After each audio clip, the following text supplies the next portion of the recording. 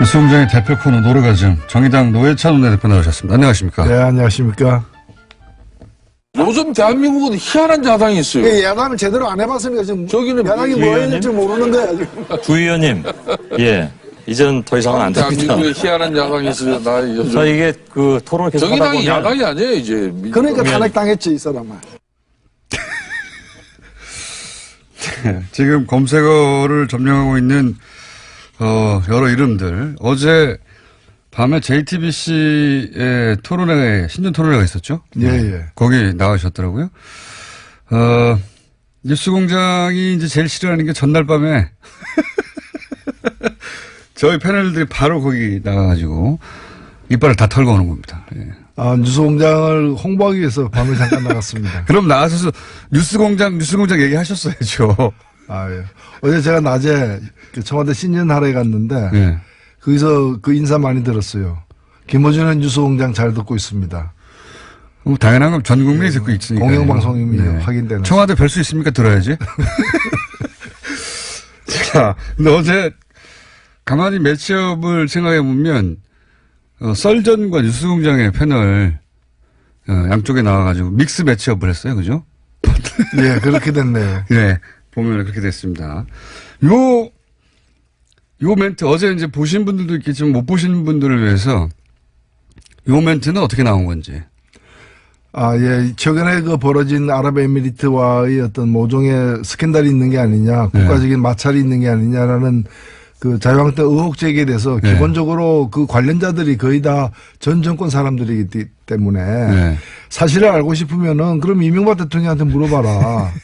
귀하 쪽 사람 아니냐, 집안어른 아니냐. 집안어른 아니냐. 근데 그리고 또 실제 실무를 담당했던 사람 중에 그 자유한국당 현역 의원도 있어요. 네. 그래서 그런 사람한테 물어보면 누구보다도 더 잘 알 수 있는 일을 네. 괜히 이제 뭐 정부에 떼쓰고 또 아랍에미리트에 가니 안 가니 그러면서 또 가지도 않아요. 뭐 안 만나주니까. 조사관 파견하겠다고 해놓고 가지도 않고. 네. 그래서 그랬더니 이제 왜 정의당은 뭐 정부로부터 정부가 정의당에게 정보를 흘려줬다는 거예요. 네. 제가 어제 낮에 그 청와대 신년하래 가서 정의용 안보실장, 국가안보실장에게 물었어요. 네. 근데 얘기해 줄 수 없다. 딱 끊어서 답을 하더라고요. 한명도 정부수석한테도 물었어요. 네. 아, 전혀 사실 아니다. 네. 낭설이다. 딱 잡아떼더라고요. 그러니까 정부로부터는 어떠한 답도 얻을 수 없는 상황인데 마치 정의당이 뒷거래로다가 청와대로부터 말을 들은 것처럼 얘기해서 아니 자기가 공부 안 해가지고 시험 성적 나쁜 걸 가지고 왜 딴 사람들은 시험 문제를 선생님이 가르쳐줬다. 이렇게 모함하느냐는 거죠. 그래서 제가 순간적으로 사실 굉장히 참은 겁니다. 네. 뭐 거칠게 표현해서 죄송한데 많이 참았다는 말씀도 드립니다. 그런데 이제 그러니까 당했지까지만 하면 되는데 이 사람만 했다고 해가지고 왜 반말하냐 이런 얘기도 없잖아 있긴 하다고. 뭐 그런 방송 중에 그렇게 들렸다면 제가 미안하고요. 네. 근데 김성태 원내대표 사람으로 보고 있다는 얘기죠. 사람으로 보고 제가 잘 아는 분이고 이 사람아 이렇게 했다는 얘기죠. 네. 칭찬이네요. 근데 김성태 원내대표가 원래 그 한국노총 출신이고. 예, 제가 그래서 잘 아시죠? 20년 전부터 가깝습니다. 예. 뭐 그래서 이제 뭐 사석에서 하듯이 얘기를 해서 미안하긴 한데요. 그때 예. 20년 전 김성태 원내대표는 어떤 분이셨습니까? 예, 굉장히 뭐 총기 있고. 예. 예, 그리고 할 말 다 하는 나름대로 그 다크호스였죠. 전형적인 그 운동권하고는 좀 결이 다르지만. 운동권 출신 전혀 아니고요. 예. 그런 거와 무관하게 예. 그냥 이제 좀 뭐라 그럴까 정의파. 예.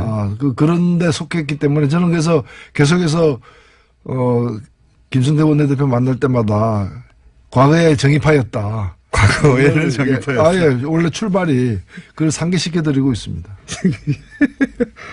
하여튼 김성태 원내대표와 노회찬 원내대표는 원래 아주 잘 알던, 예, 노동운동할 때, 지금은 이제 뭐 서로 입장 완전히 달리하고 있지만, 그런 사이여서 또 이런 표현이 나왔던 것이기도 합니다. 예. 하여튼 이 토론회가 굉장히 화제예요. 지금까지도 계속 검색에 오르는 걸 보면. 못 보신 분들은 다시 보기로 봐도 좋을 만큼 재밌었던 토론회였던 걸로 제가 알고 있습니다. 근데 이제, 손석희 대표는 사장은 워낙 이 토론회 할 때 일정 정도 이제 과열되거나 또 시간을 잡아먹으면 자제를 시키잖아요. 예. 네. 저 같으면 계속 싸우겠을 텐데 그냥.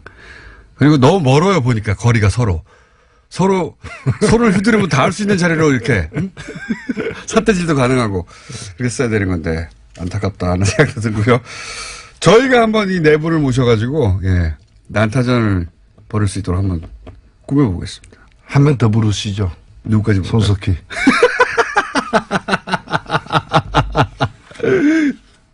제 소원이 그 손석희 사장을 갖다가 토론석에 앉히고 토론자석에 앉히고 제가 사회를 보는 거예요.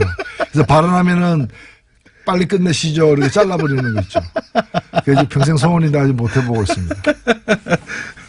저하고 손석희 사장님하고 토론을 시키시고 사회를 봐주시면 재밌을 것 같네요. 아, 그것도 괜찮겠네. 근데 토론이 되겠습니까? 토론이 잘 안 되겠죠. 예. 잘 안 되겠지만 레슬링을 하면 뭐. 제가 말하는 거는 계속 그냥 두고 예. 손석희 사장님 말만 하면 끊어주세요. 아, 그래야지 제가 뭐. 뉴스공장 소속인데.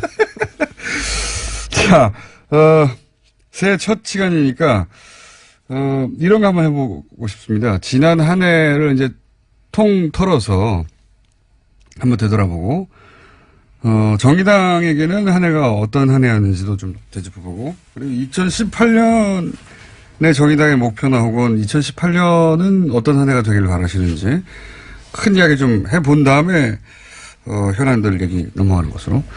작년에 탄핵 대선 이거 말고, 탄핵 대선이야 뭐 전 국민이 다 알고 있는 커다란 사건들이고요. 이거 말고 그때 그 사건이 굉장히 중요했다. 개인적인 차원에서든 뭐 정당의 차원에서든 상관없습니다. 어느 날 뉴스를 보다가 저 멘트를 듣고 뭐 시대가 드디어 바뀌는구나라고 느꼈다든지 개인적인 변곡점 요때가 중요했어. 이런 거 없으십니까? 사건 되짚어보자면. 예, 저는 사실 작년에 뭐 촛불 끝에 조기 대선이 있었고 네. 또 많은 분들이 정권이 교체되리라고 예상은 했지만 교체된 정권이 어떤 성격의 정권이고 어디로 나갈지에 대해서는 우려와 걱정도 없지는 않았거든요. 예, 예. 근데 저는 대선 5월 9일 날 끝나고 예. 뭐 열흘도 안 돼서 5월 18일 날 예. 그 5.18 그 기념식 네네. 현장에서 그 대통령의 기념사를 듣고서 역대 대통령의 기념사와도 다른 그야말로 물론 저는 소속된 정당은 달리하고 있지만 예. 좀 이 촛불의 정신이 반영된 우리가 오랫동안 기다려왔던 그런 좀 새 시대가 열리는 새 시대를 여는 그런 여러 메시지들을 사실은 읽고 제가 공개적으로 칭찬을 했어요. 예, 예. 저기 기념사 전문을 갖다가 페이스북에 올려가지고 이거는 다 읽어야 된다.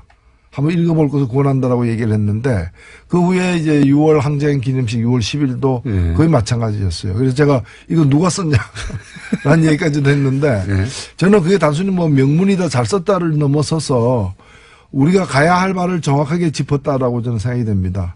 물론 그 후에 많은 일들이 있었고 네. 뭐 어느 다른 정부도 그렇지만 이 정부가 뭐 모든 걸 완벽하게 다 잘하고 있다고도 보기 힘들긴 합니다만은 우리가 단순히 저는 정권이 교체된 게 아니라 시대가 바뀌었다라고 계속 생각을 하고 있습니다. 그래서 이 시대는 5년 만에 끝나는 시대가 아니라는 거죠. 정권은 5년 만에 이제 일단은 끝나겠지만 시대는 계속 변화된 시대가 가야 되는 거고 과거로 돌아갈 수는 없는 거 아니겠습니까? 그런 점에서 우리가 앞으로 뭘 해야 되는가 또 서로 어떤 관계를 맺고 가야 되는가에 대해서 좀 깊이 생각해 볼 때다. 그런 점에서 촛불 이전에 살던 방식, 예. 촛불 이전에 정치하던 방식으로 촛불 이후에도 해서는 안 된다. 그래서 이 촛불에게서 기원 전 기원 후가 비포 크라이스트 BC가 아니고 비포 캔들, 애프터 캔들 이렇게 나눌 정도로 촛불 이전과 촛불 이후가 BC가 비포 캔들이다. 그 정도로 이제 기원 전 기원 후가 촛불 사태 이전과 이후로 나눠진다. 지금도 보면은 여전히 촛불 이전에 여러 가지 정치하는 방식에 물들어 있는 집단과 그다음에 새로운 정치를 이제 해보려고 좀 다지고 있는 그런 집단의 차이가 분명히 드러나는 지점이라고 봅니다. BC를 비포 캔들이라고 하는 건 지금 방금 생각하신 겁니까? 제가 며칠 전에 한번 써먹었습니다. 어디 방송에 토론에 나가가지고. 그럼 앞으로 여기서 꼭 써주세요. 제가 신년사 할 때 한번 썼습니다. 와닿는 표현입니다. 예.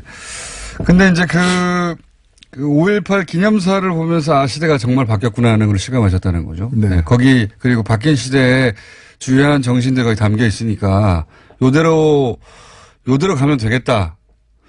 그리고 뭐 여러 가지가 있었습니다. 제가 그래서 그 광주 시민들에게 직접 들은 얘기인데 5.18 하면 광주에서 늘 하잖아요. 예. 근데 광주 시민들이 입장권 없이 들어간 최초의 기념식이 지난해 기념식이었습니다. 그 가서 신분증만 보여주면 무조건 들어갔는데 그전에는 초청된 분만 들어갔거든요. 경비라거나 여러 가지 때문에 사정 때문에 그런 작은 것부터 시작해서 그날 이렇게 그 참가자들 그 높은 지위에 있는 사람이 아닌 그런 일반 시민들이 우대받는 그런 여러 가지 상황들 보면 그래서 제가 디테일이 강하다라고 칭찬도 해줬는데 맞습니다. 예. 예. 굉장히 인상적인 장면도 많이 나왔죠. 네. 그때 뭐 유가족 안아준다든가. 그렇습니다. 상징적인 장면이었다. 알겠습니다. 정의당에게는 2007년이 어떤 한 해였다고 정의할 수 있습니까? 예, 일단은 뭐 촛불에 저희들은 다 그 힘이 좀 적고 당도 적은 편에 속하지만 다른 당에 비해서 누구보다도 앞장서서 촛불 처음부터 첫날부터 마지막까지 온몸을 실었죠. 예. 예. 저희들이 뭐 이 기여했다라고 뭐 큰 공을 세웠다기보다는 열심히 참여했다. 그래서 정치 세력으로서 할 바를 다 했다라고 저는 생각되고 대통령 선거 때도 정의당의 어떤 특성 등을 유감없이 보여줘서 많은 분들에게 심상정 후보 예. 뭐 선전했죠. 선전했습니다. 해가지고 정의당을 제대로 알리는데도 공헌을 했고요. 근데 이제 정의당이 모든 대선을 통틀어서 진보정당이 자기 색깔을 가장 분명히 드러냈던 그리고 가장 많은 사람에게 진보정당이 어떤 정당인지를 알린 대선 토론이었어요. 사실. 그렇습니다. 네. 끼지도 네. 못했거든요. 과거에는 잘. 과거에는 그랬죠. 뭐 존재가 보이지도 않았던. 안 껴줬어요. 토론회 예. 때. 예. 뭐 그런 점에서 굉장히 뜻깊은 의미 있는 선거였다고 생각되고 대선 이후에 물론 다른 당들에 비해서 보면은 뭐 그렇게 등락폭이 크지는 않습니다만은 이걸 좀 더 굳히고 더 발전시키는 데 있어서 여러 가지 아쉬움이 많다 여전히. 사실은 뭐 제가 다른 당을 갖다가 이제 비교하기는 뭐합니다만은 낙선한 당들. 예. 그러니까 민주당 이외에는 다 낙선하지 않았습니까? 예. 낙선한 당들은 대선 때 얻은 득표율과 지금 지지율 비교하면 딱 절반으로 다 내려앉았어요. 예. 근데 정의당만큼은 절반까지는 아닌 약간만 이렇게 약간만. 빠진 상황인데 그러나 이런 걸 비교해가지고 정의당은 덜 빠졌다 해가지고 그냥 자위하고 있을 때는 아니라고 저는 생각되고 오히려 정의당이 왜 더 못 나갔는가 예. 그런 점에서 대선 이후 국면에서 자기 상품 저래서 정의당이 있구나. 저걸 관철시키기 위해서도 정의당을 좀 밀어줘야 되겠다. 이런 자기 상품을 갖다가 좀 확실하게 못 내놓고 있는 2018년에 그걸 반드시 내놔야 된다 생각하고 있습니다. 정의당에는 노회찬, 심상정 노회찬 두 분의 존재감이 워낙 커서 그게 장점이기도 하지만 그게 한계이기도 하다 이런 얘기도 많이 하지 않습니까? 많이 하죠. 예. 그거는 정의당의 당원들이 다른 어느 당의 당원보다도 열심히 사실 뛰고 있고요. 그게 뭐 개개인이 이렇게 드러나지 않아서 그렇지. 이번에 그 정당 후원금 모은 거 보십시오. 그게 다 당원들이 발로 뛰어서 만들어낸 거거든요. 예. 정당 후원금 1위라고 제가 들었는데. 예. 그래서 뭐 돈을 갖다가 제일 많이 모은 만큼 국민의 마음도 많이 모아가는데 좀 앞장서겠다 이런 뜻입니다. 알겠습니다. 혹시 정의당만의 2018년 지방선거 목표 비밀인데 살짝 공개할 수 있는 거 있습니까 혹시? 비밀이 아니거나 아예?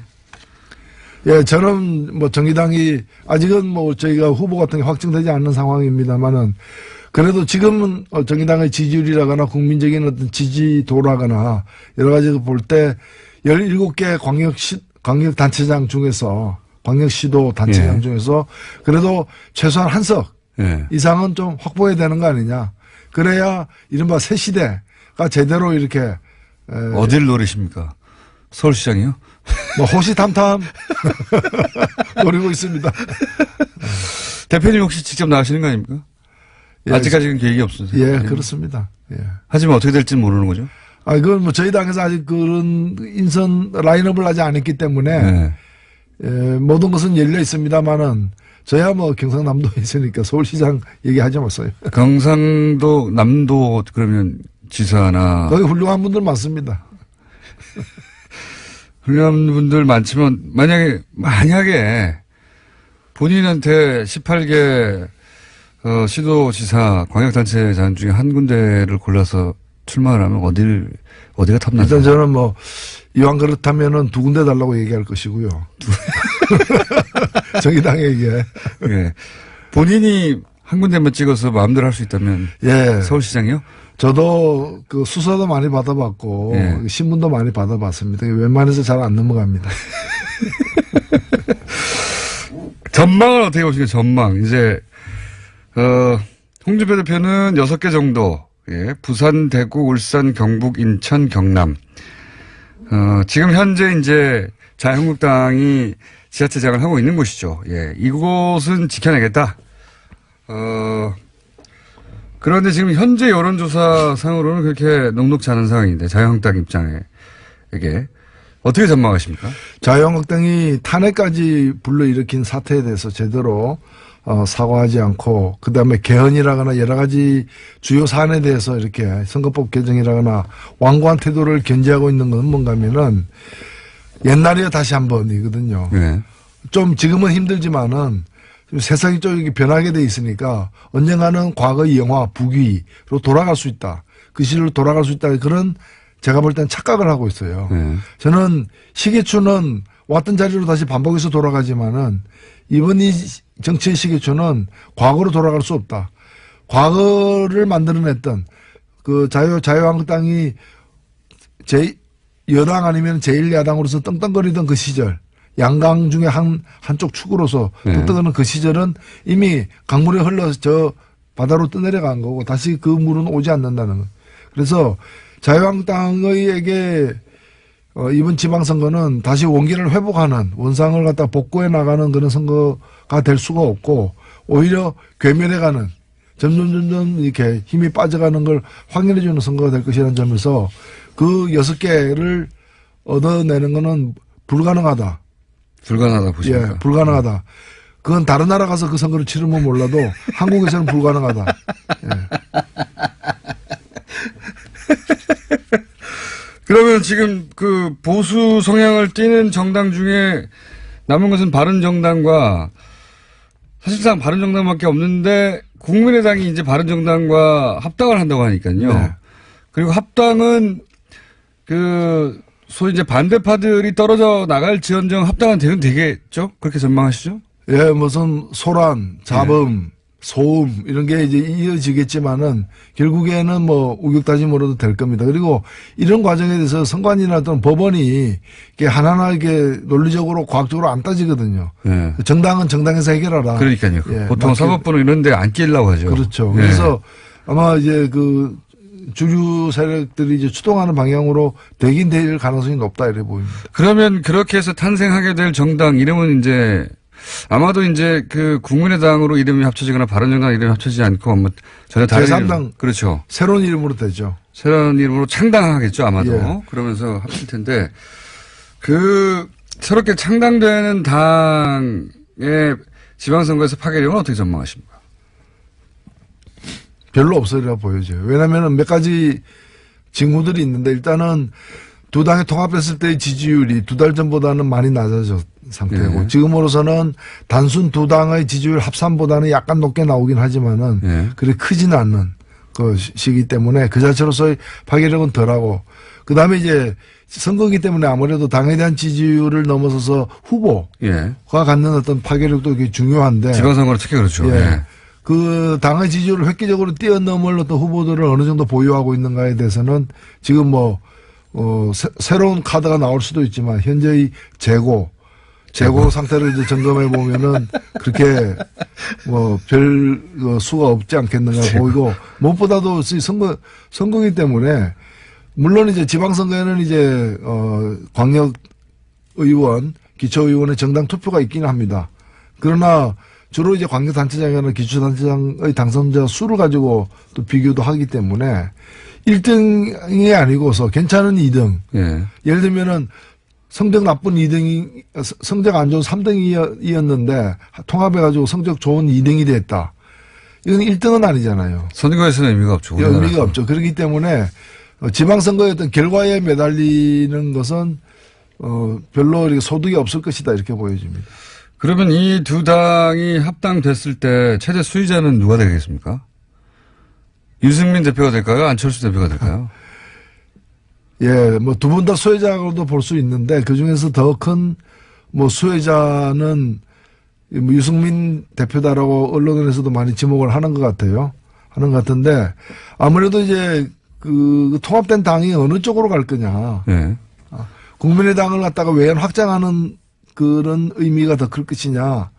아니면은 바른당이 가고자 했던 길에 예. 그 11명이 외롭게 가던 길에 많은 원군이 합류되는 그래서 보수의 어떤 외연 확장의 길로 갈 것이냐. 저는 후자가 더 가능성이 크지 않느냐는 점에서 애초에 그 길을 갔던 사람이 예. 유승민 대표인 거고 그 안철수 대표는 이제 원래 새정치였지 않습니까? 예. 물론 이제 그 이제 국민마다 어떤 새로운 새정치로 계속 바뀌면서 이제 원래 출발했던 지점으로부터 많이 지금 떨어져 있는 거죠.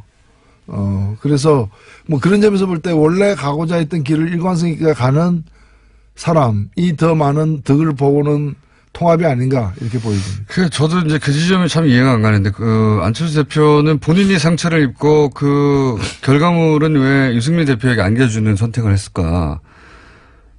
잘 납득하기 힘듭니다. 예. 뭐 물론 이제 이 문제를 그 다음 대선을 예. 겨냥한 포석으로 봐야 되는 것이고. 당연히 그렇게 보고. 예, 그런 보이는데. 점에서 뭐 경쟁력에서 자신이 있다는 거 자신감의 표현이라고도 봐요, 저는.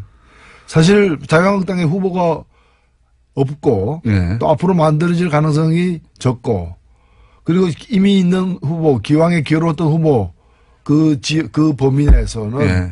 뭐 자신의 어떤 경쟁력이 앞선다라고 능히 판단하고 있지 않나 이렇게 그러니까요. 보수, 뭐 자유한국당에서 떨어져 나오는 분들하고 합쳐서 이제 새로운 보수다, 개혁 보수다 이렇게 표방하는 정당이 되고 그 중에서는 본인이 가장 경쟁력이 앞선다고 생각할 수는 있을지 모르겠지만 이 과정에서 입게 되는 상처 본인이 그것도 계산에 넣어보면 상처 상당히 많이 입고 있거든요. 예. 근데 뭐 정치라는 것은 본인이 결단하고 선택한 것이고 그 결과를 본인이 수용해야죠. 저는 그런 뭐 정치인들, 유력 정치인들이 받는 상처보다도 국민이 받는 상처. 예. 이런 걸 더 우리가 생각해 볼 필요가 있지 않느냐. 이 과정에서 호남의 국민의당을 지지했던 호남 유권자들이 받는 상처도 상당하겠죠. 예. 그러겠죠. 뭐 하도 당이 이렇게 만들어졌다가 흩어지고 쪼개지고 하니까. 만약에 이 반대파들이 떨어져 나온다면 반대파의 규모가 클까요? 아니 남는 사람들의 규모가 클까요? 거의 비슷한 것 같아요. 뭐 거의 비슷해 보인다. 산술적으로는 19대 국민의당 같은 경우에는 19대 20으로 분류되는데 네. 그러니까 이제 통합 반대파가 20명으로 계산되기도 합니다. 물론 더 자세하게 들어가면 이제 더 이제 분류를 더 이렇게 복잡하게 해야 되겠습니다만은 근데 그 20명 중에는 비례대표도 있기 때문에 교섭단체를 구성할 비례대표는 당장에 나오기 쉽지 않은 출당돼야 되지 않습니까? 예. 그렇죠? 그게 아니면은 나오기 어려우니까 그러면 이제 20명 채우는 것도 만만치 않은 상황이다 이렇게 보여집니다. 김정은 노동당 위원장 신년사는 어떻게 평가하십니까? 예, 저는 그 한 번의 어떤 그 화해 제스처, 대화 제스처로 그게 뭐 감격해가지고 마치 이제 대화의 시대가 열리라 이렇게 우리가 속단할 수는 없어요. 당연히 그렇죠. 예, 설 전에 다시 미사일 발사할 수도 있고요. 예. 그래놓고 우리가 뭐 평창 올림픽 기간에만 안 쏜다 그랬지 뭐 이렇게 나올 수도 있는 것이고요. 예. 그렇기 때문에 속단할 수는 없지만 그러나 이것이 몇 년 만에 대화 제스처입니까? 그렇기 때문에 이걸 저쪽의 의도가 어떻든 간에 우리는 우리의 의도와 목표를 가지고서 이 기회를 잘 활용해야 된다. 그리고 적극적으로 활용해야 된다. 찬스가 오긴 왔죠. 그건 왔죠. 예. 오히려 사실 작년에 그렇게 많은 사람들이 손가락질 했거든요. 저렇게 미사일 핵 실험 펑펑 해야 되는데 무슨 베를린 선언이고 무슨 운전자론이고 무슨 또 그 대화 제안이고 무슨 또 평창 올림픽이냐. 가능성이 적어 보였지만은 사실은 북도 그런 미사일만 쏠 수는 없잖아요.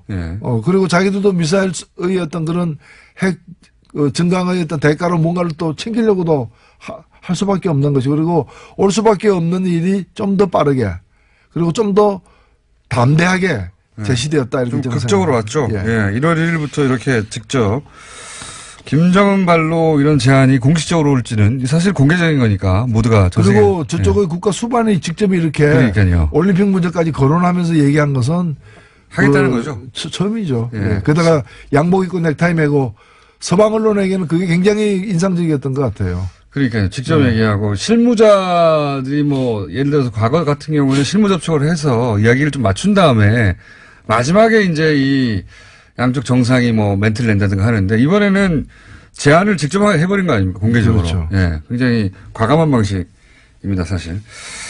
자, 주요한 사람들만 훅 짚었는데 다 지나갔어요. 올 한 해 뉴스공장 청취자들에게 노회찬 원내대표의 다짐 이런 거 한번 촌스럽 좀 해볼까요? 예. 예. 뉴스 공장이 촛불 공장이 되는 그날까지. 촛불 공장. 예. 이 한 몸 던지겠습니다. 아니, 촛불 다 지나갔는데 뉴스 공장이 왜 다시 촛불 공장이 돼야 됩니까? 세상을 밝히려면은 예. 더 많은 촛불이 필요합니다. 마음의 촛불은 꺼질 수가 없습니다. 납득이 되진 않습니다만은. 받아들이도록 하겠습니다. 자, 오늘 여기까지 하겠습니다. 정의당 노회찬 원내대표였습니다. 감사합니다. 네, 고맙습니다.